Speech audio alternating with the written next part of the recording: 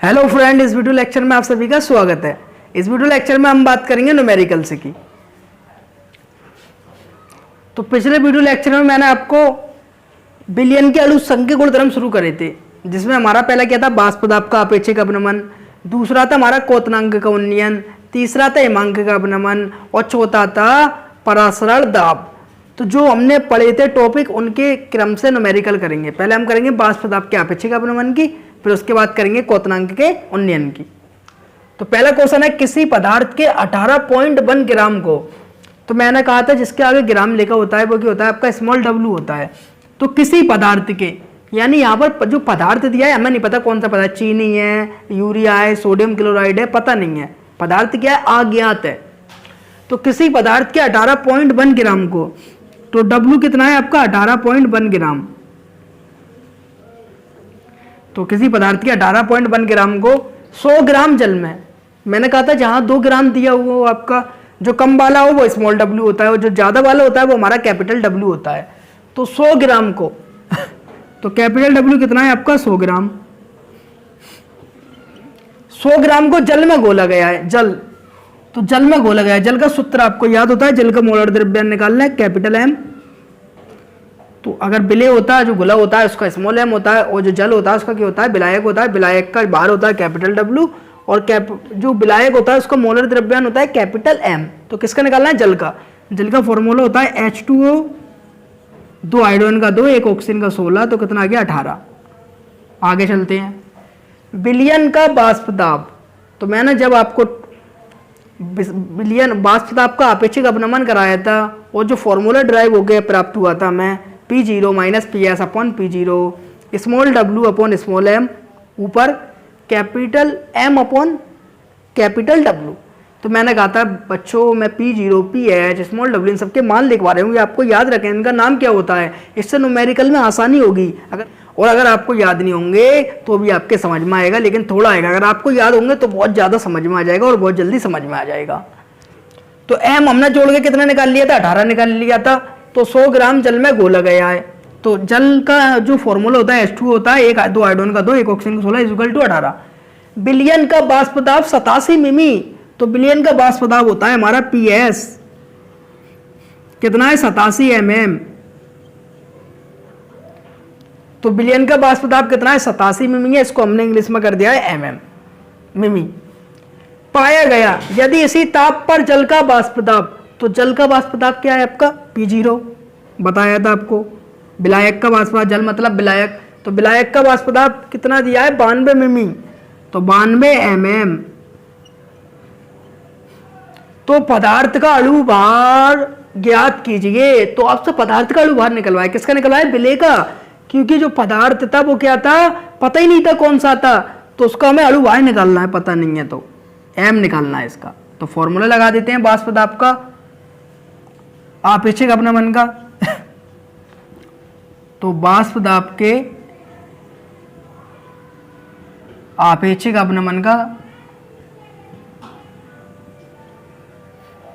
अपेक्षिक अपनमन का जो सूत्र होता है वो ये होता है आपका P0 minus PS upon P0 is equal to small W upon small M into capital M into बटे में कैपिटल डब्ल्यू। तो ये फॉर्मूला होता है आपका, small W upon small M, ऊपर capital M upon capital W, क्योंकि ऊपर होते थे विलेय के मोल और नीचे किसको होते थे, विलायक के मोल। तो ये फॉर्मूला है, सब मान पुट कर देते हैं हम। P0 का मान हमें कितना दिया है, 92। PS का मान कितना दिया है, 87 लिख दीजिए, बटे में P0 का मान कितने दिया है, फिर 92, तो 92 लिख दीजिए, is equal to small W कितना दिया है, 18.1 ग्राम, तो स्मॉल डब्ल्यू का मान रख लिया, इंटू कैपिटल एम। तो कैपिटल एम कितना है आपका, 18। तो स्मॉल डब्ल्यू जो दिया है वो हमें दिया था 18.1, और जो कैपिटल एम था जल का मोलर द्रव्यमान वो था 18 का हमने 18 लिख दिया, बटे एम का एम इंटू कैपिटल डब्ल्यू, क्योंकि एम हमें ज्ञात करना है, क्योंकि एम क्या करना है, हमें फाइंड करना है। एम का मान हमें दिया नहीं है, और कैपिटल डब्ल्यू का मान आपको सवाल में दिया है 100 ग्राम। तो कैपिटल डब्ल्यू का मान रख दिया हमने 100 ग्राम। तो 92 में 87 गई, कितने बचे आपके, 5 बचे। 5/92 इजिकल टू 18.1 ऐसी की ऐसी गुणा 18 बटे m का गुणा 100 में हो गया तो कितना आ गया आपका 100m क्रॉस मल्टीप्लाई तो 100 का गुणा हुआ आपका 5 में कितना आ गया 500m इजिकल टू 92 गुणा किस में हुआ 18.1 में और गुणा में इसका क्या था 18 तो ये किस में गुणा में बटे में जाके किस में चले जाएगा ये भाग में तो बराबर m बराबर क्या आ जाएगा आपका 92 गुणा 18.1 गुणा 18 बटे तो बटे में क्या जाएगा आपका जो गुणा में होता है जब वो नीचे आता है वो किस में चले जाता है भाग में चले जाता है तो भाग में क्या चले जाएंगे आपके 500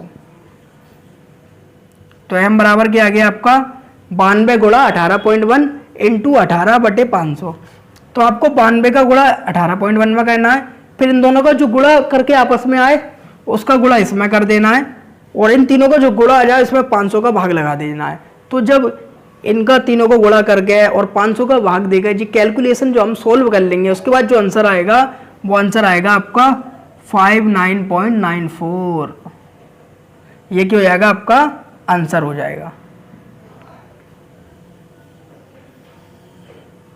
तो m बराबर कितना आएगा आपका 59.94 अब m का मात्रक क्या होता है आपका तो m आपने फॉर्मूला पढ़ा है n बराबर क्या होता है आपका W/m होता है m इधर चले गया n बटे में चले गया तो m बराबर क्या हो जाएगा W/n तो W क्या होता है आपका विलेय का भार किस में दिया होता है आपको ग्राम में बटे में n क्या है मोलों की संख्या तो मोलों की संख्या का मात्रक क्या होता है मोल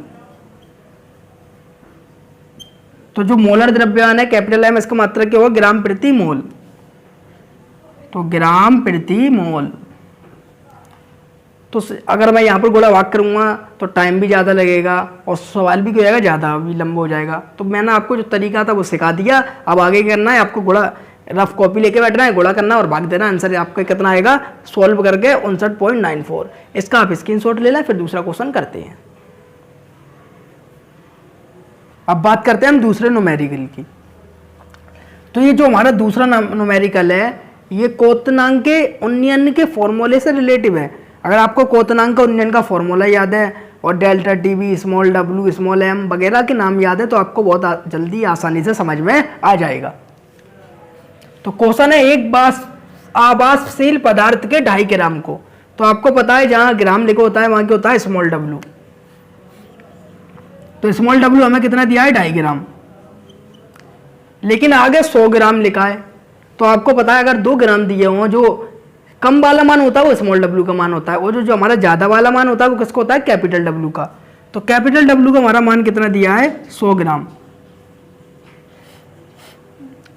100 ग्राम बेंजीन में घोलने पर क्वोतनांक में तो ये जो न्यूमेरिकल है कौन से फॉर्मूले पर रिलेटिव है क्वोतनांक के उन्नयन वाले फॉर्मूले से रिलेटिव है ये न्यूमेरिकल।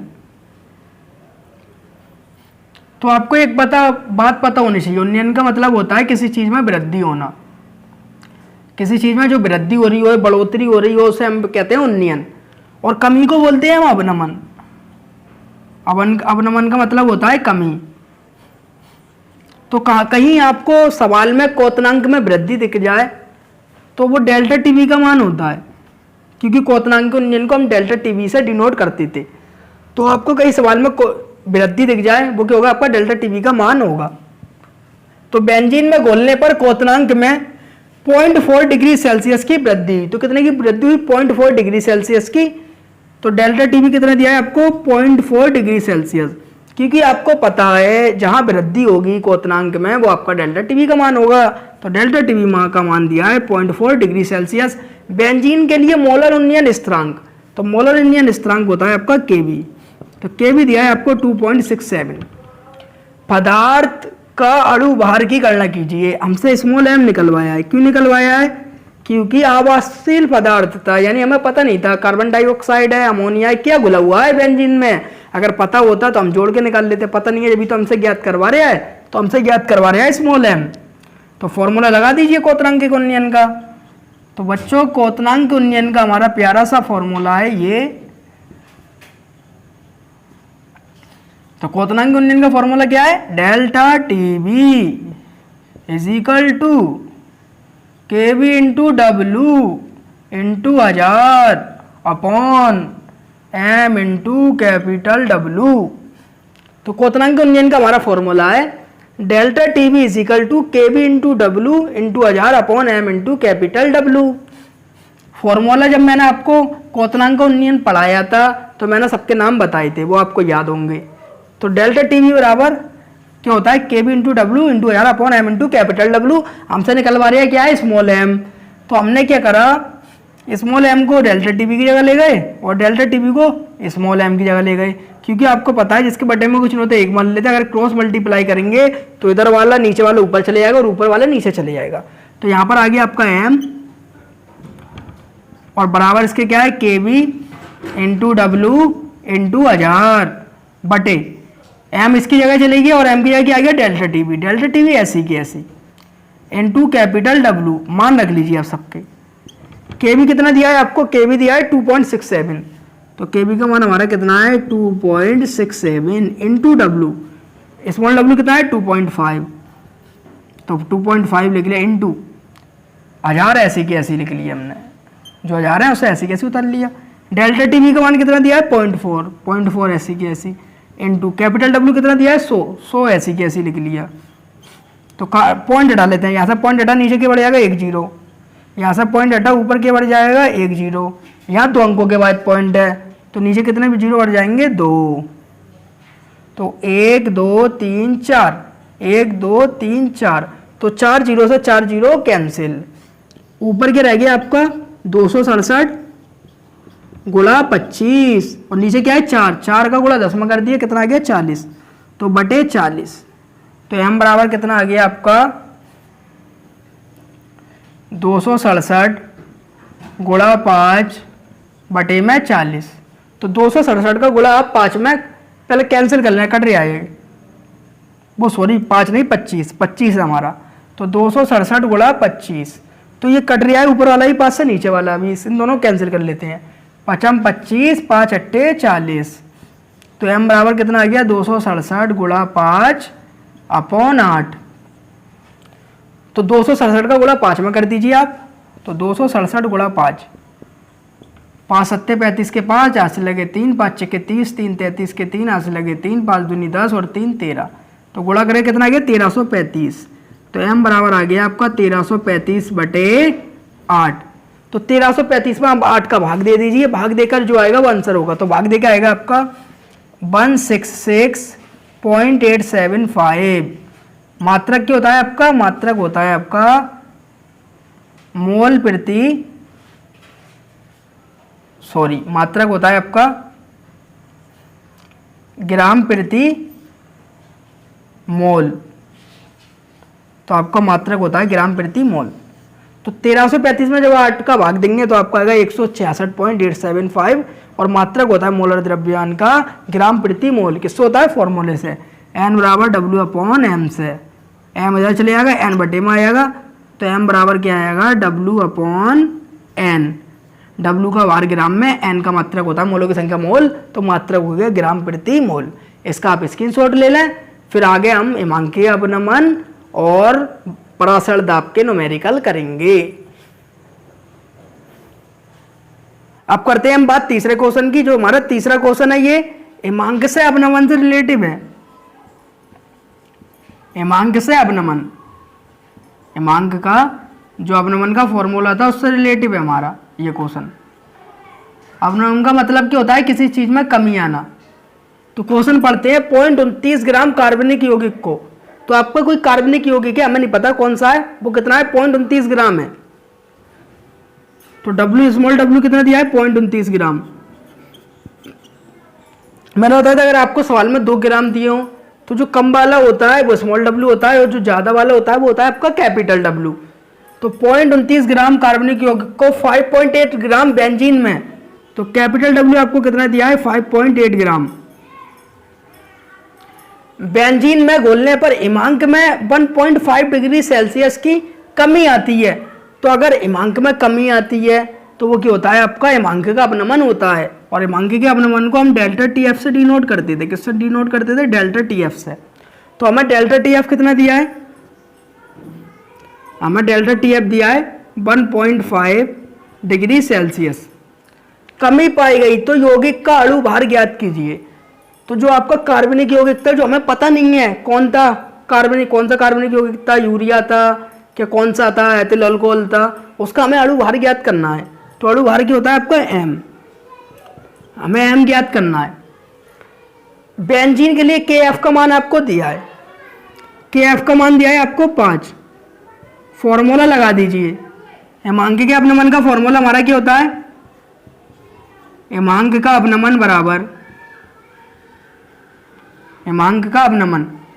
तो जो हमारा हिमांक का अपनमन होता है उसका सूत्र होता है हमारा delta T F is equal to K F into W into 1000 upon M into capital W. ये हमारे हिमांक के अपनमन का सूत्र होता है। इसमें मान पुट कर दीजिए। तो निकालना क्या है हमें? डेल्टा, हमें स्मॉल एम निकालना है, यानी अणु भार निकालना है। तो जो आपका डेल्टा टी एफ है उसको इधर ले जाइए और जो एम है उसको इसकी जगह ले जाइए। यानी जो आपका इधर होता है क्रॉस मल्टीप्लाई करते थे हम, तो जो इधर होता है वो इधर जाता था और इधर वाला इधर जाता था। तो हमें मान निकालना है एम का, तो एम को डेल्टा टी एफ की जगह ले गए और डेल्टा टी एफ को एम की जगह ले गए। तो एम बराबर आ गया आपका एम बराबर आ गया आपका के F into W into 1000 upon delta T F into capital W. तो आपको एक बार और बता दूंगा, हम क्रॉस मल्टीप्लाई ऐसे करके करते थे, तो डेल्टा टी एफ जो था वो इधर आ गया और एम इधर चले गया है। तो एम बराबर हमने सूत्र का बना लिया है, एम हमें निकालना है। तो के एफ का मान हमें कितना दिया है सवाल में? 5 रख दिया हमने। स्मॉल डब्लू कितना दिया है हमें? 0.29 ग्राम, 0.29 ग्राम इंटू क्या है आपका 1000 अपॉन डेल्टा टी एफ का मान कितना दिया है? 1.5 लिख लिया इंटू कैपिटल डब्लू आपको कितना दिया है? 5.8, ये लिख लिया हमने 5.8। तो यहाँ से जो पॉइंट हटा ऊपर कितने जीरो बढ़ गए? 1 जीरो बढ़ गया। यहाँ पर जो पॉइंट है 2 अंकों के बाद लगा है, तो नीचे कितने जीरो बढ़ जाएंगे? 2, 1 और ये 2। तो एम बराबर आपका क्या आ गया?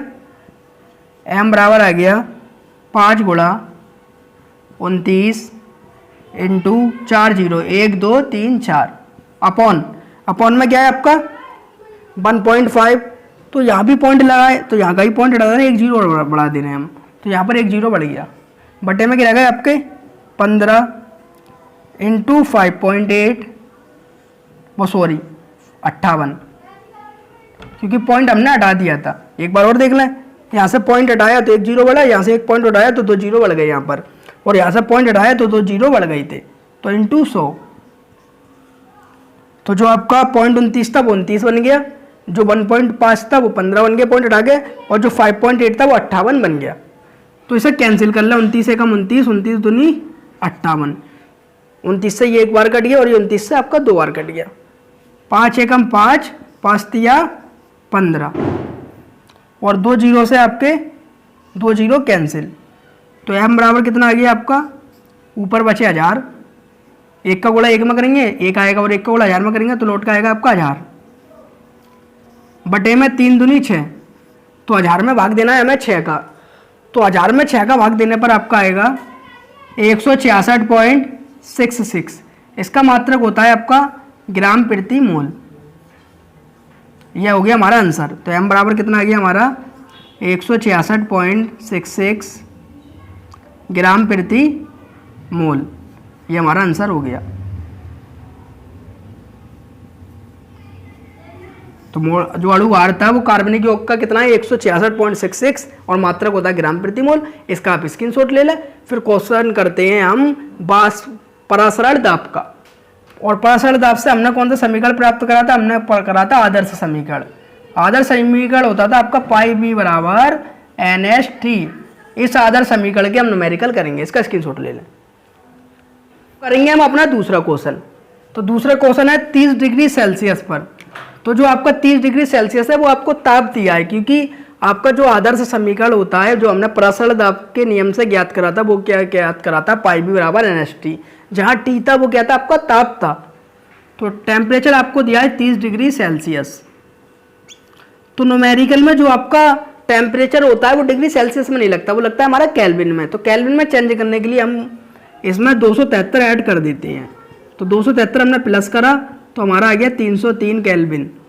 तो आपको याद रखना है कि अगर आपको टेम्परेचर डिग्री सेल्सियस में दे तो आपको उसे केल्विन में चेंज करना है। तो टेम्परेचर को किससे दिखाते हैं, टी से। टी बराबर कितना आ गया, 303 केल्विन। अब यहाँ पर आपको 3% यूरिया दिया है, तो 3% का मतलब है आपका W बराबर आपका कितना है, 3%। इसके बटे में हमने लिख लिया B, यानी जो 3% है वो W और B का मान दिया है। हर सवाल में आपको 3% देगा। तो लिखा क्या है, 3% यूरिया का बिलियन। तो 3% जो है यूरिया का बिलियन है। तो जो आपका 3% बिलियन है यूरिया का, 3 ग्राम या 30 ग्राम यूरिया का बिलियन, उसे 1000 ml किस में घोला गया है, आयतन में घोला गया है। जैसे इधर देखिए 1000 ml बराबर होता है आपका 1 लीटर। तो यहाँ पर जो आयतन लगेगा वो लीटर में लगेगा। तो W क्या है, विलेय का वर्ग ग्राम में, B क्या है, आयतन। तो 3% को हम लिख सकते हैं 3/100, क्योंकि परसेंटेज कब आती है, 100 का भाग लगा कर आती है। तो हमें पता है ये आपका 100 ml दिया हुआ है। तो हमने क्या करा, 10 का गुणा ऊपर कर दिया, 30 हो गया, 10 का गुणा नीचे कर दिया, तो ये क्या हो गया, 1000 ml। और आपको पता है 1000 ml किस बराबर होता है, 1 लीटर के। तो ये कितना हो जाएगा आपका, ये हो जाएगा 30/1, यानी W का मान हमारा क्या है, 30 ग्राम है, और B का मान कितना है, 1 लीटर है। इसका मतलब ये है कि जो हमारा 30 ग्राम यूरिया है वो 1 लीटर बिलियन में घुला है या 1000 ml बिलियन में घुला है। तो आपको न्यूमेरिकल में 3%, 5%, 6% देगा। तो आपको ऐसे निकालना है, जैसे आपको 6% दे दिया, जब भी ऐसा दे तो आपको क्या करना है, 6/100 लिखना है, और ऊपर वाला W का मान, नीचे वाला B का मान। फिर क्या करना है हमें, 10 का गुणा ऊपर, 10 का गुणा नीचे। तो ये हो गए 60, ये हो गए 1000। तो इसको लिख दीजिए 60 ग्राम हो गया, और ये क्या हो गया, B 1। तो 60 ग्राम विलेय का भार, और B कितना हो गया आपका, 1 लीटर हो गया। तो इसी तरीके से करना है जिस तरीके से हमने इसको करा था। इसको हम मिटा देते हैं। तो W कितना आ गया, 30 ग्राम, B आ गया 1 लीटर। बिलियन का परासरण दाब की याद कीजिए। तो परासरण दाब होता है आपका फाई। हमसे क्या निकलवा रहे हैं, फाई निकलवा रहे हैं। बिलियन स्थिरांक 0.082 लीटर वायुमंडल डिग्री इनवर्स मोल इनवर्स है। तो हमें बिलियन स्थिरांक का मान दिया है। बिलियन स्थिरांक होता है आपका S। तो S आपको कितना दिया है, 0.082। अब हम फॉर्मूला लगा देते हैं परासरण दाब का, जिसे हम कहते हैं आदर्श गैस समीकरण। इसको हम आदर्श गैस समीकरण भी कहते हैं। आदर्श गैस समीकरण के नाम से भी हम इसे जानते हैं। तो ये क्या होता है आपका, पाई बी बराबर NST। लेकिन यहाँ पर ये क्या है, परासरण दाब के नियम से आया था। तो परासरण दाब का फॉर्मूला कौन सा है आपका, ये है। इसको हम आदर्श गैस समीकरण भी कह देते हैं। ठीक है, परासरण दाब के जब हमने नियमों को जोड़ा था तो हमें कौन सा सूत्र प्राप्त हुआ था, पाई बी बराबर NST। तो हमें पाई निकालना है। तो पाई ऐसी की ऐसी और बी ऐसी की ऐसी इंटू N बराबर क्या होता है, W/M, यानी मोलों की संख्या थी N, W विलेय का भार अपॉन विलेय का मोलर द्रव्यमान, इंटू S और इंटू T। तो पाई हमने ऐसी की ऐसी लिख दिया, और जो गुणा में है वो बटे में किससे चला जाता है, भाग में। तो फॉर्मूला वाली है W into S into T upon M into B। तो पाई बराबर हमारा ये फॉर्मूला है, इसमें मान पुट कर दीजिए। W का मान कितना दिया है हमें, 30 ग्राम, ये लिखा हुआ है। तो W का मान 30, S का मान कितना दिया है, 0.082। तो 0.082, टेम्परेचर कितना दिया है, 303, और अपॉन में क्या है, M क्या है आपका, मोलर द्रव्यमान है। तो हमें मोलर द्रव्यमान किसका लगाना है, 30 डिग्री सेल्सियस पर 3% यूरिया, यानी बिलियन में कौन घुला है, यूरिया घुला है। तो यूरिया का सूत्र आपको याद होना चाहिए, इसका मोलर द्रव्यमान लगा दें। M निकाल लें यूरिया का। यूरिया का सूत्र होता है NH2CO NH2। इसको जोड़ लें, एक N का 14, 2 हाइड्रोजन का 2, एक कार्बन का 12, एक ऑक्सीजन का 16, एक नाइट्रोजन का 14 और 2 हाइड्रोजन का 2। इन सबको जब टोटल मारेंगे तो आपका आएगा 60। तो m बराबर यूरिया का हमारा कितना आएगा 60 आ जाएगा। तो यूरिया का आप जोड़ लेना, m कितना आएगा 60। तो m रख दिया हमने 60। आयतन b कितना दिया है 1 लीटर। तो आपको आयतन ml में दे लेकिन आपको लीटर में लगाना है, याद रखना है। तो इसको कैंसिल कर ले, यहाँ से पॉइंट हटा देना है। पॉइंट हटाया तो नीचे कितने जीरो बढ़े 3, 1 2 3, 30 एकम 30, 30 दूनी 60। तो आपने क्या करा 30 से इसको एक बार काट दिया, इससे 2 बार काट दिया, और 2 से काट दें 82 को, 2 चौक 8, 2 एकम 2। तो पाई बराबर आ गया आपका 41 गुणा 303 अपॉन 1000। तो पाई बराबर आ गया हमारा 41 गुणा 303 अपॉन 1000। 41 का गुणा 303 में करना है। अगर आप 41 का गुणा 303 में करेंगे तो आपका आएगा 12423 अपॉन में 1000। अगर आप 12423 में 1000 का भाग लगाएंगे तो जितने जीरो है उतने के बाद आप ऊपर पॉइंट लगा दीजिए। तो पाई बराबर आएगा हमारा 12.423, और मात्रक होता है आपका परासर दाब का वायुमंडल। मात्रक क्या होता है हमारा वायुमंडल। तो हमारा परासर दाब कितना आ गया 12.423 वायुमंडल। इसका आप स्क्रीनशॉट ले लें। उम्मीद है आपको वीडियो अच्छी लगी होगी। वीडियो अच्छी लगी हो तो वीडियो को लाइक करें और अपने दोस्तों को वीडियो को शेयर करना न भूलें। इस वीडियो के बाद नेक्स्ट वीडियो में भी हम इसी तरीके के न्यूमेरिकल सीखेंगे, मोलरता के, मोललता के, वाष्प दाब के, अपेक्षिक अपनमन के, परासरण दाब के, और इससे कठिन न्यूमेरिकल करेंगे। और चैनल को सब्सक्राइब करना ना भूलें। ऐसी वीडियो मैं आपके लिए लाता रहता हूँ। Thank you watching the video.